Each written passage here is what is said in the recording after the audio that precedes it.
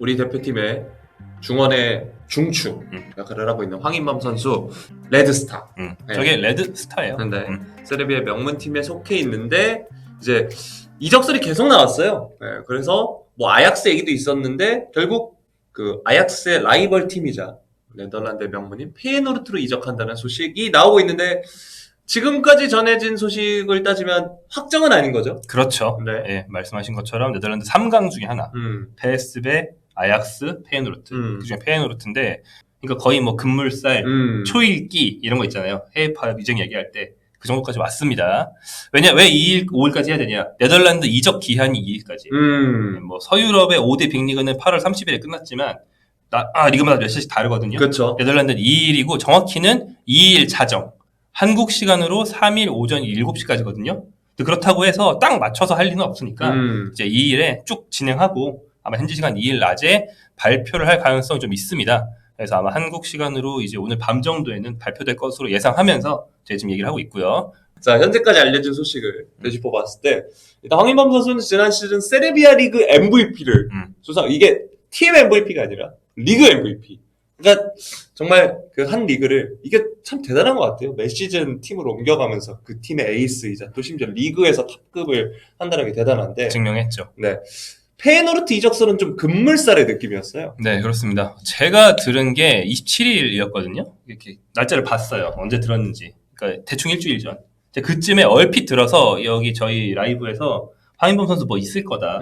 기자들이 저 말고도 많이 아름아름 조금씩 듣고 있는데 아직 확실하게 확인이 된 단계가 아니라서 뭐 이렇게 좀 경솔하게 썰을 풀 수도 있지만 일단은 다들 기다리고 있는 것 같다. 곧 나올 거다. 이렇게 지난주에 말씀드렸었거든요.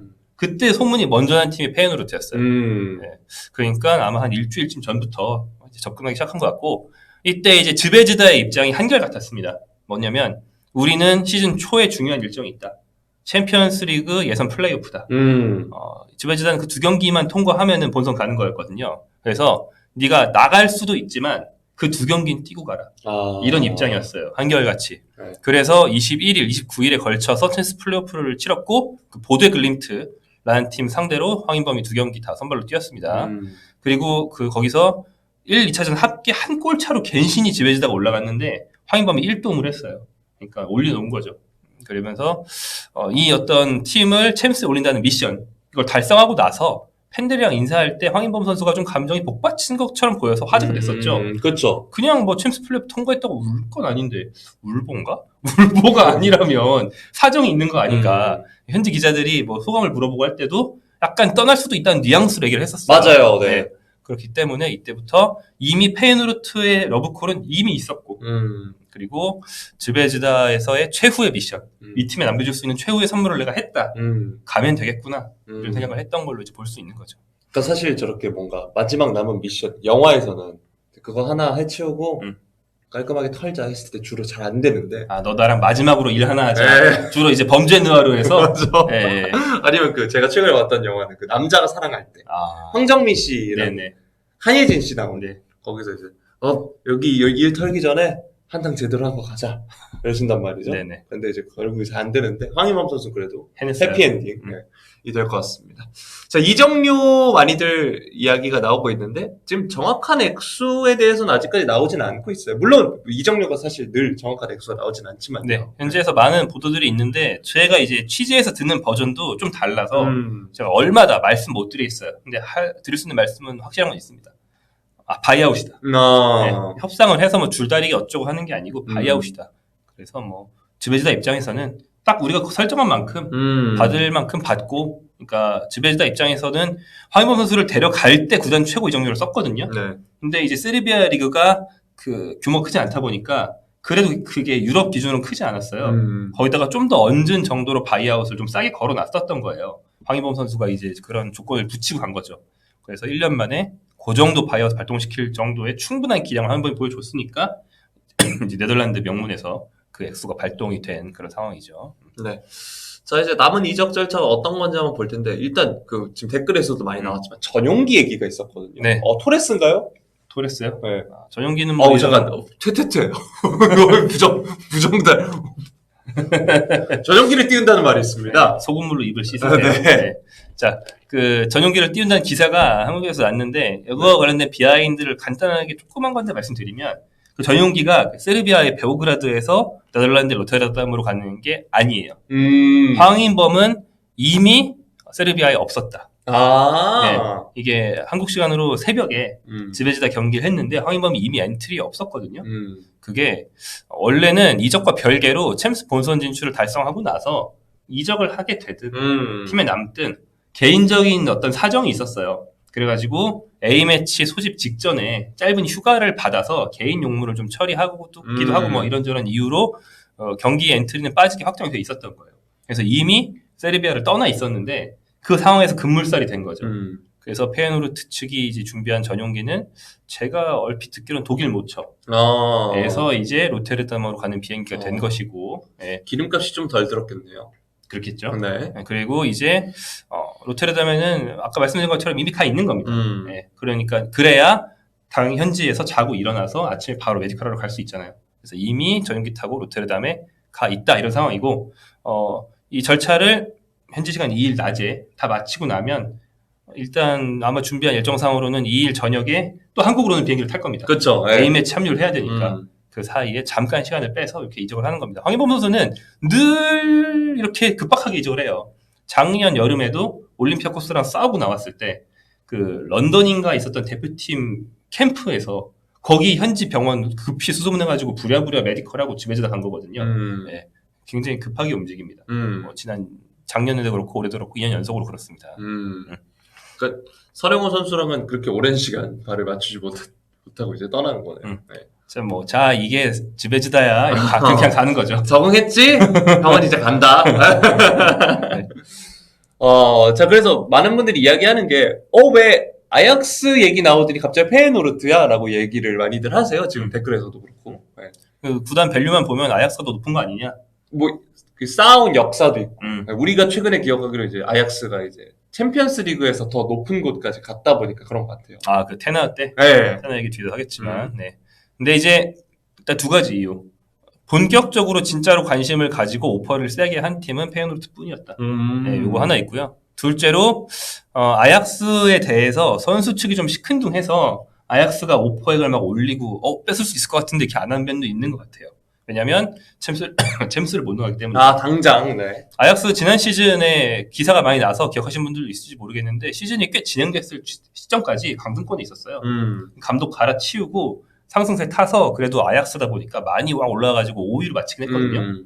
지난 시즌 5위여서 이번 시즌 유로파리그 겨우 나갑니다. 네. 간신히.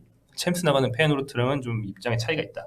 그리고 작년 한 해만 이변이 있었던 게 아니고 최근에 한 2, 3년 정도 계속 좀 어떻게 리빌딩을 할 건지 유망주로 확 갈 건지 좀 갈팡질팡하고 있어서 비전이 막 보이는 팀은 아니에요. 그래서 이제 아약스에 대해서는 좀 시큰둥했던 것 같고 그 밖의 팀 관심이 있었던 팀으로는 그 4대 빅리그에 있던 팀 중에서는 제가 들은 게 2팀 정도 있긴 합니다. 잉글랜드 프리미어리그에 한 2팀 정도. 네. 근데 관심 수준. 네, 본격적인 오퍼는 아니었던 것 같아요. 저는 늘 의아한 게 독일, 스페인, 이탈리아 이런 리그는 다 어울릴 것 같고 잉글랜드만 안 어울릴 것 같은데. 맞아요. 저도. 자꾸 잉글랜드 오퍼까지 아니지만 관심을 두고 올 거야? 뭐 이렇게 하는 게 조금 아쉽긴 합니다. 근데 이제 많은 팬분들이 또 기대했던 게 베티스. 네. 그러니까 그런 좀 공격적인 라리가 팀 같은 데서 뛰면은 잘 맞을 것 같은데 아니면 이제 공미 한 명 놓고 3, 4, 1, 2 이런 거는 세리아 팀에서 그 1 같은 거 하면은 진짜 멋있을 것 같은데 그런 게 안 되더라고요. 아무튼 그래서 빅리그 행은 올여름은 성사되지 않았다. 네. 자, 그래서 이제 황인범 선수가 합류를 하는 것에 대한 현지 기대치가 어떤지도 한번 살펴보도록 하겠습니다. 네, 이제 현지 매체들의 기사를 몇 개 봤는데 두 가지입니다. 황인범과 비슷한 프로필, 비슷한 스타일이고 페예노르트 굉장히 잘해줬던 선수 오르쿤 퀘크치. 네, 오르쿤 퀘크치 이름 봤을 때 어딥니까? 튀르키예 선수죠. 네. 이 선수가 페예노르트에서 5년 동안 굉장히 잘 뛰었고 2-3 시즌 페예노르트가 네덜란드 에르디비지 우승했는데 그때 리그 MVP였어요. 근데 이 선수가 단신의 테크니션 미드필더 플레이메이커거든요. 네. 그래서 황인범이 오히려 이 선수보다는 커요. 그래서 비슷한 걸 해주지 않을까라는 그런 기대를 하는 거죠. 퀘크치는 페예노르트에서 벤피카로 이적해가지고 지금 벤피카 잘하고 있는데 1년 늦게 황인범 이 선수가 올여름 나간 게 아니고 작년 여름에 나왔거든요. 네. 1년 늦게 비로소 케크추의 뒤를 이을 선수를 찾은 게 아니냐. 이렇게 얘기한 현지 매체가 하나 있고요. 둘째, 올여름에도 미드필더 나갔습니다. 근데 이 선수는 황인범이랑 스타일은 달라요. 마츠 비퍼르라는 선수가 올해 이제 브라이턴으로 갔거든요. 네. 이 선수는 키가 크고 덩치가 좋은 숨이긴 해요. 스타일은 다른데 아무튼 작년, 올해 연속으로 뭐 공미 쪽, 수미 쪽 중앙 미드필더가 계속 나가다 보니까 중원을 보강해야 했다. 그래서 이제 황인범을 영입했다 보시면 되는 거죠. 네. 자, 페이노르트는 앞서서 말씀드렸다시피 챔피언스리그에 출전을 합니다. 이번 시즌. 황인범 선수는 이제 2시즌 연속 챔피언스리그를 무대를 밟게 되고요. 자, 대진을 한번 살펴보면 만약 지금 페이노르트 이적이 확정된다고 했을 때 뭐 저희가 이거 영상이 편집된 영상이 나갈 때쯤 아마 확정돼 있지 않을까요? 페이노르트 행이요? 네. 그럴 수도 있고. 네, 그런 확률도 있을 것 같은데. 아무튼 그래서 제가 시작할 때 녹화 시점을 말씀드린. 네. 자, 그래서 대진, 이 페이노르트로 이적했을 때 이제 대진을 살펴보면 바이언과 만날 수 있다. 네. 이렇게 이야기가 나오고 있습니다. 네, 코리안 더비가 있다는 거죠. 바이언의 김민재, 절친 김민재랑 만날 수 있다는 거고. 뭐 많이들 아시겠지만 조별리그라는 건 이제 없습니다. 네. 각 팀마다 누굴 만날지 그 랜덤 생성기 같은 걸로 돌려서 네. 8팀씩 정한 건데 거기서 이제 바이언 대진이 장난 아니에요. 이번부터는 챔피언스리그 어느 팀이든 그렇긴 한데 유독 그렇습니다. 바이언, 맨시티, 레버쿠젠, 벤피카, 짤츠부르크, 릴, 스파르타 프라하, 지로나. 예. 저 3, 4포트에서 지로나를 만났다는 것도 대박이고. 그러게요. 1포트에 바이언 맨시티, 2포트에 레버쿠젠 벤피카. 거의 뭐 지옥의 대진 수준이거든요. 네. 보면 이제 김민재와의 96절친 맞대결이 있을 건데 일정이 내년 1월 22일 많이 남았습니다. 예. 제가 알기로는 김민재랑은 올 여름에 서로 좀 힘든 일이 있을 때 서로 조언도 해주고 이런 사이로 알고 있고, 그러니까 원래 친하지만 둘이 딱 서로의 상황을 도와주기 좋았던 거예요. 왜냐면 황인범 선수는 이적에 관한 게 지금 고민인데 김민재는 유럽에서 이적을 많이 하면서 계속 레벨을 올린 경험이 있잖아요. 그런 걸 얘기해 줄 수 있고, 또 김민재가 좀 이게 심신이 좀 피로하고 경기가 안 풀리고 힘들어 한다면 황인범 선수는 원체 좀 침착하잖아요. 그런 성품이 있다 보니까 또 친구로서 안정감을 줄 수 있고, 또 유퀴즈도 둘이 같이 나왔잖아요. 그러니까 그런 친구 사이다 보니까 그래서 서로 이제 좋은 영향을 주고받는 그런 관계인데 이제 챔스 맞대결을 하게 됐고요. 만약에 하나가 더 있다면 지로나의 유망주 김민수 선수가 그쵸. 만약에 챔스 B리스트에 올라올 경우에는 여기서도 코리안 더비 있을 수 있습니다. 이게 뭐 어떻게 코리안 더비를 엮으면 다 엮을 수 있습니다. 어떻게? 맨시티 한국 왔었잖아요. 그런 코리안? 네, 레버쿠젠, 손과 짜붕, 벤피카 넘어가겠습니다. 짤츠부르크 황희찬 팀. 벤피카 예전에 누구 있었는데 서정원 서정원 감독을 영입하려다가 못했다. 네. 그 릴 박주영을 영입하려다 못했습니다. 프라하 대한항공 직항 있습니다. 페이노르트는 일단 한국 선수와 인연이 있습니다. 우리가 이제 앞서서 댓글에서도 올려주셨지만 2002 월드컵 직후에 송종국 선수가 이제 진출을 했고, 그 다음에 김남일, 이천수 두 선수는 조금 더 늦게 갔는데 김남일 선수는 갔다가 어디 임대 갔던 걸로 제가 기억하고, 이천수 선수는 이제 소시에다드 갔다가 좀 이렇게 제2, 제3에 도전할 때 갔던 걸로 기억해요. 송종국 선수가 2002 월드컵 직후에 피구를 막은 자 그렇죠. 타이틀을 갖고 갔는데 진짜 잘했어요. 그때. 깜짝 놀랄 정도로 잘했거든요. 챔스에서 막 뉴캐슬 상대로 측면 털어먹고 막 이랬던 거 지금도 기억나요. 학교 방송실에서 몰래 봤거든요. 근데 이제 길진 않았죠. 아무튼 한국 선수들과 인연이 좀 있는 편이다. 그리고 사실 페이노르트의 아시아 선수 하면 제 또래가 기억하는 건 오노신지. 일본의 오노신지가 요즘 뛰었고, 비교적 최근으로 보면 일본의 미야이치료, 아스날 출신. 또 이제 알리레자 자한파크시 이란에, 그리고 현재 이 일본 대표팀 공격수 우에다 아야세가 있습니다. 그래서 황인범의 패스를 우에다가 받는 이런 그림 아마 볼 수 있지 않을까 생각해요. 저는 저 페이노르트 진출했을 때 이천수 선수가 기억이 나는데 저 때 이천수가 그 막 감기인데도 아시아 챔피언스리그 씹어먹고, 그러니까 K리그랑 아시아에서 대적할 만한 선수가 없고 국대에서도 막 나갔다 하면 막 프리킥 꽂아 넣고 이런 시즌이었는데, 그래서 많이들 기대를 했거든요. 저도 기대를 했었는데 좀 아쉽네요. 자, 일단 페이노르트 이야기를 좀 더 해보면, 앞서서 김정용 기자님이 얘기해 주셨지만 네덜란드 3강입니다.